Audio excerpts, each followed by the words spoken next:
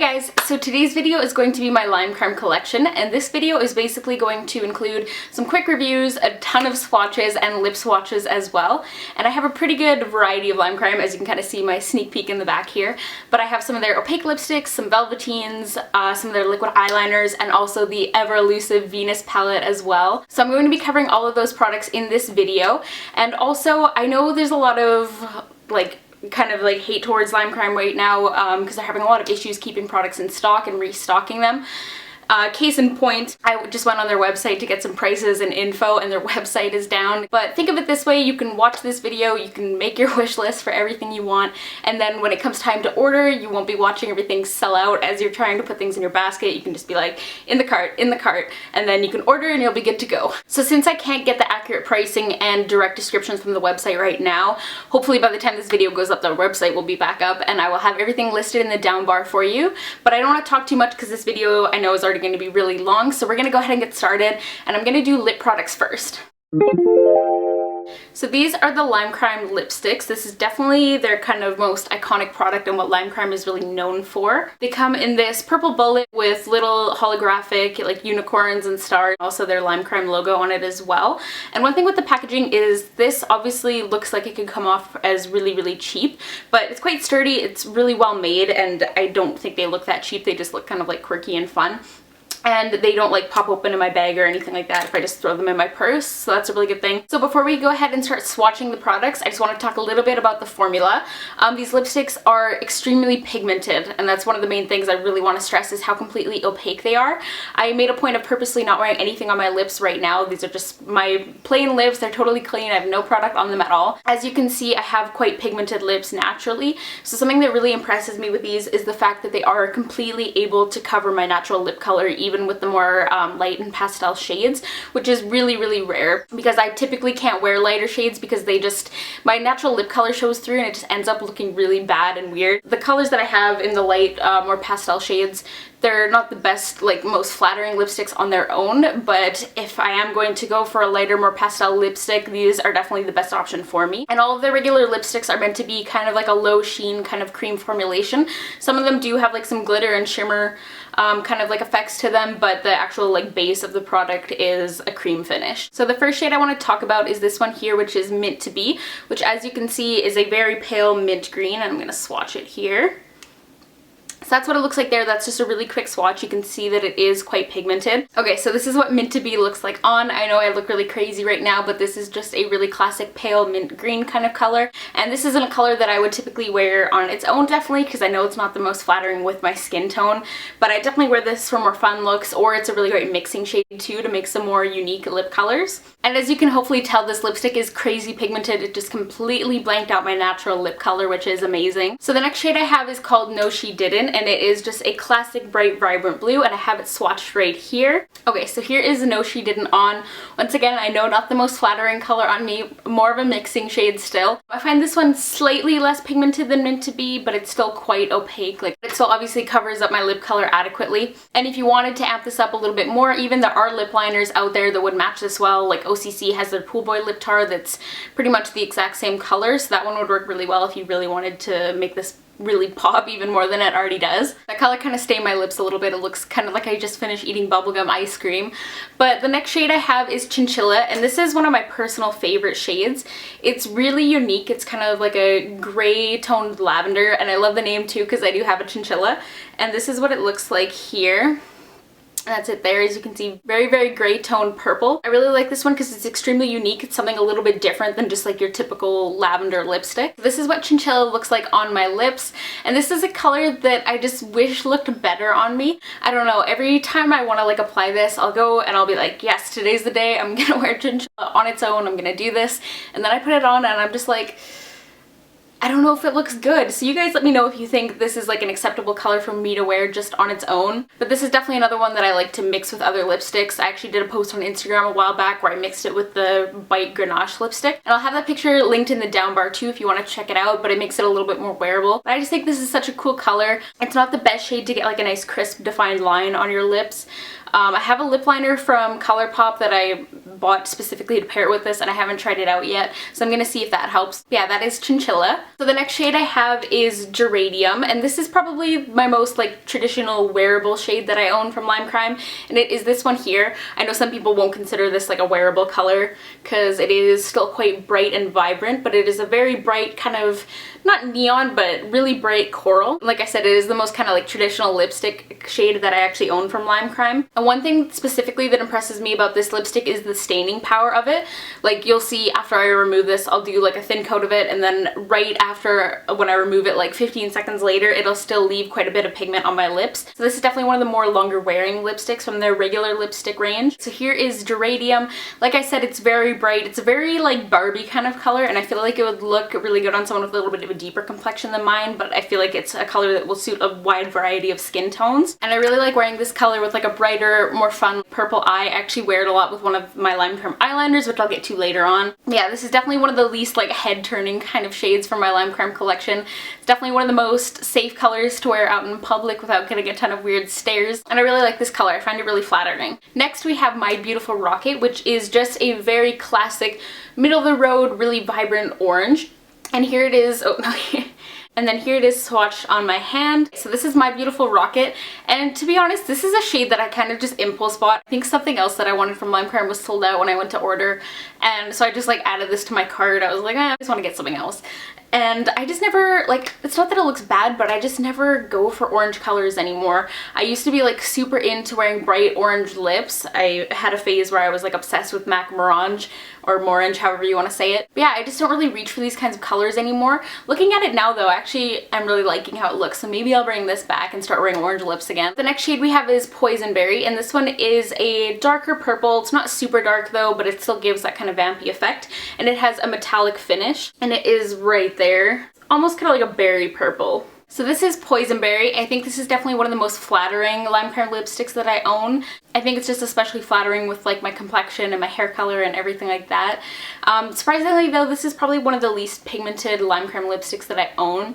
And it's not to say that it isn't pigmented, it still obviously has quite a bit of pigment, but when I do my close-up you'll see that just kind of around the edges of my lips it's not quite full-on color, like it's not quite there, so I typically like to layer this one over some kind of lip liner. And I typically don't go for more like metallic or frosted finish lipsticks, but I surprisingly really like this one. I think because it's not too high shine, it's not too heavy duty metallic on my lips. And after removing it, you can see that this is also a color that leaves quite a bit of a stain on the lips. It looks like I'm wearing like a hot pink lipstick, but I have nothing on my lips right now. And the final lipstick that I have from the regular lipstick range is Serpentina, which is a very dramatic dark forest green with a very, very metallic finish.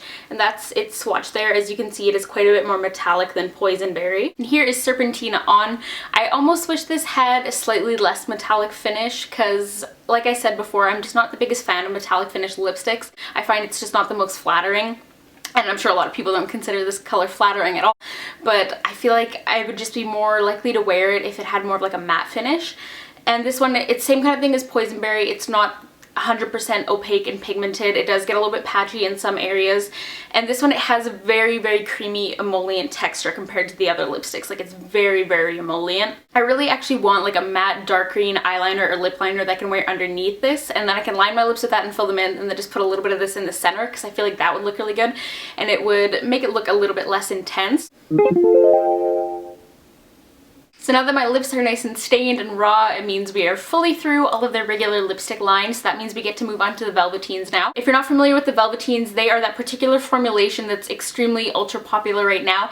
They are like those liquid lipsticks that you apply with a little doe foot applicator, and you apply them liquid, and then after about a minute or so they dry fully matte, and you're left with a really ultra long wearing ultra matte lip product. Comparing these to other similar formulations of lipstick out there right now, I find these are probably the least drying, and they're definitely some of the most long wearing lipsticks I've found, which, you know, I'm obsessed with long wearing products because I hate touching up my lips. I wear these a lot at work, so I'm typically wearing them for about 8 to 9 hours, like a full day, and as I'm like eating and drinking throughout the day, The center will kind of wear off, but they're super easy to touch up. You just apply a little bit more and they're good to go again. They stay on extremely well, and of course they're also very opaque and pigmented.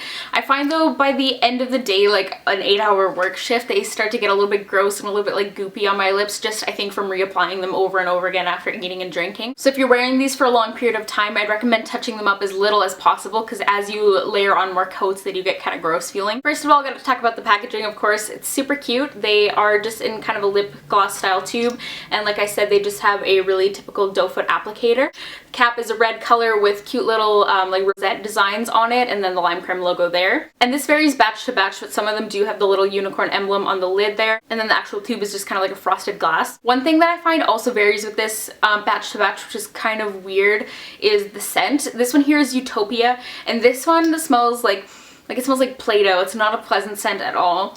And then the other two that I have smell like icing, so that's kind of weird. There's definitely some variation between batches, clearly, which I know a lot of people don't like because it doesn't always suggest the most reliable quality and everything like that. But the consistency on all of the ones I have are all the same. They all have the same wear and everything like that, so it doesn't bug me too much. But this is Utopia swatched here. This is a very warm tone purple, really fits into that like whole radiant orchid kind of color from last year. So there is Utopia. This is actually one of my like favorite lip colors of all time. I just really love how it looks. This is like my color. If you know me, you know that I love purple lips. And one thing that I forgot to mention too is how easy these are to apply. Like I said, I'm not good at applying lip products at all, but these are just extremely easy and foolproof to apply, I find. They seem like they'd be a little bit more difficult because of the doe foot applicator, but it's super easy to just create that nice like precise line when you're applying it. Next we have Pansy, and Pansy is one of the most recent additions to the Velvetine collection, and it is another purple lipstick. And as you can see here, it's more of like a classic true purple. It's not too warm, it's not too cool, it's very neutral, and it's a color that would look flattering on a lot of different skin tones. So here is Pansy. Once again, I'm just all over this color. I think it's so gorgeous on. If you're a purple lip lover, then you need this in your collection. And then last but not least, I have Black Velvet, which as the name implies is just a true black. If you want a really good black lipstick, this is definitely the one you need to have. Skip the Makeup Forever, skip the Kat Von D Slayer. This is what you need in your collection. If you're gonna pull off something really bold like a black lip, you need everything to kind of be on point. You want the pigmentation there, you want the application there. If it's like too sheer or if it's just not applied nicely, it's just going to look bad. If you want to rock a black lip and not look like you're 13 and just discovered Hot Topic, then you need this. So I forgot to show my hand swatch, but there it is next to the other Velvetines, and of course here it is on my lips. I personally really like the look of black lips, and I'm glad that it's becoming like a more like socially acceptable kind of look. But as you can see, it's extremely pigmented, it's not patchy at all, and you get a nice crisp line so it doesn't look sloppy. So like I said, if you're looking for a good black lip, this is definitely the one for you. Okay, so we are now done with all the lip products, and I'm gonna leave this on for the rest of the video just to give my lips a well-deserved break. Now we get to move into the eye products that I have, and we're gonna start off with their liquid eyeliners. And the thing I really like about these is that all of the ones I have are matte finish, but they're still incredibly pigmented. They do have a couple like glitter finishes on their site, but all the ones that I'm talking about here are completely matte. And I feel like when you're going for a more colored liquid eyeliner, you kind of either have to choose between pigment and a matte finish. Because when I think of other brands with like a good variety of colored liquid liners, the first brands that come to mind are Stila and Makeup Forever. And with Stila, their entire range is matte as well. But some of the colors just aren't super pigmented, and it makes them look kind of like almost kind of dull and like faded a little bit just because the pigment isn't quite there. And then with the Makeup Forever Aqua liners, which you guys know I really like, they have a really great variety of shades, and they're quite pigmented as well and vibrant, but all of them are shimmery. So I was really drawn to these due to their matte finish because that's not something that you can really easily find out there. This is what the packaging on these look like. They're a lot smaller than I thought they would be. I expected them to be quite a bit bigger, and then when I received them in person, I was kind of surprised by how small they are. But the cap is white with little black polka dots, and then they have their lime crime logo and like a little black cloud here. And for the applicator, it is a little skinny brush tip applicator. I wish these were a little bit thinner, just because it's a little bit difficult to create like a really precise thin line. You have to go for kind of like a thicker eyeliner look when you're using these. It's not impossible to create a thin line, it's just a little bit harder. Even if they just made the tip of them like a little bit more pointed and tapered, it would make them a lot easier, but they're just kind of same thickness all the way through. And one kind of complaint I have with these is when I ordered them, one of my liners, the brush on it was a little bit messed up. A couple of the fibers were just kind of like bent downwards, and so it was like a little bit splayed out. And it wasn't that big of a deal, like it was only one of them. If I opened them all up when I got them and they were all kind of messed up, I would have been a little bit more mad. But it was easy to fix. It wasn't like it was totally ruined. I just trimmed off those little hairs that were sticking out with a little pair of brow scissors, and that completely fixed the issue. But that's something that's just like a little bit annoying, you know, when you get a new product, you expect it to be perfect. But the first shade I want to talk about is called Blue Milk. This is kind of like a cult favorite in the lime crime community, and it is just a classic baby blue eyeliner, and I have it swatched right here. These are the stains from Geranium and Poisonberry, by the way. Couldn't get rid of those, but that is Blue Milk there. And then I have Orchidaceous, which is just a really classic purple. It's actually pretty much identical to Pansy Velvetine, and I like wearing them together to do like a really monochrome look. This one I think is a little bit misleading. I definitely thought it was going to be more of like a radiant orchid color and closer to the same color as Utopia. And on the site, it definitely looks like it is more of an orchid, more like pinky kind of purple. But as you can see here, it's just a very classic purple, and it's not like I was disappointed by it, it's just I found the color swatches on their site a little bit misleading. And then I have Citrus, which is a vibrant chartreuse green. This is my favorite color, not just in eyeliner, but like my favorite color in general. I love this like obnoxious green color, and there it is swatched there. And last but not least, I have Lunar Sea, which is just a pure matte white. If you want a white liquid eyeliner, you definitely have to get this one. The Stila one does not compare at all. It's nowhere near as pigmented. So if you want a really nice crisp white eyeliner, this is definitely the one. And there it is there. Like I said, these are quite pigmented. I purposely just did one swipe of all of these colors on my hand here and then let them dry down. As you can see, they're not 100% pigmented in some areas, like especially with Blue Milk here. So when I do wear them on my eyes, I do apply 2 thin coats. But compared to some of the other colored liquid liners out there, these are still extremely pigmented, so that doesn't really bother me.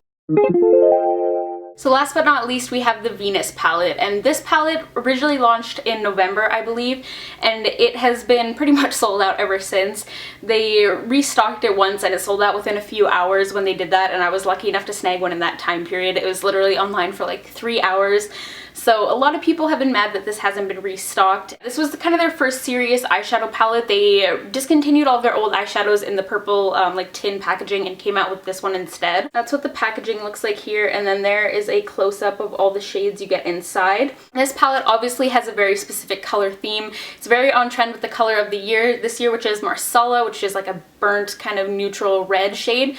So this is very on trend with that. For the actual quality of these shadows, they're not the most creamy and pigmented shadows ever. They feel kind of dry and chalky when you touch them, but then when you're actually applying them to your eye, they're extremely easy to blend. So I feel like the fact that they're not the most pigmented eyeshadows ever actually work kind of in their favor, because you can do like a really dramatic like red, deep like maroon smoky eye, or you can just use them a little bit more soft and just kind of build them up as much as you want to create a softer kind of eye look. So I'm not really complaining about the fact that they feel a little bit dry. My whole thing is that they're easy to blend and easy to work with, which I definitely think they are, so I'm okay with that. The first shade in here is called Venus, which I believe is the shade that they describe as being the color used fruit, which I don't know why, but that always makes me laugh. And it is like a very like Marsala kind of color, and it has like a kind of satin finish to it. Next is Shell, which is a light peachy coral, has a little bit more of a shimmer to it. Really beautiful to add just on the center of your lid when you're using this palette, just to kind of finish off a look and create more dimension. Then we have Aura, which is another more satin finish, and depending on your skin tone can make a really awesome brow bone highlight and inner corner highlight.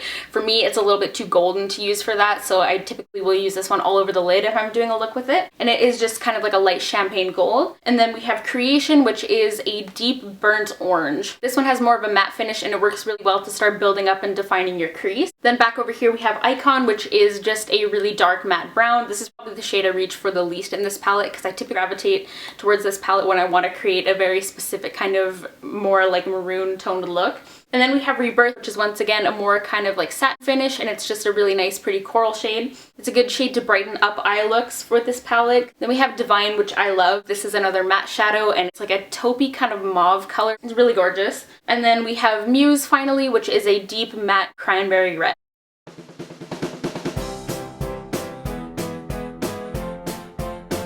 So yeah, that wraps up my Lime Crime collection. I hope you guys enjoyed this video, and I hope if you're planning on ordering from Lime Crime anytime soon, you found this video a little bit helpful and kind of help you made some decisions on what you want to get. Comment down below and let me know if you have anything from Lime Crime or what you're planning on getting from them. Don't forget to give this video a thumbs up and subscribe if you haven't already. Thank you guys so much for watching. I'll see you all in my next video. Bye guys.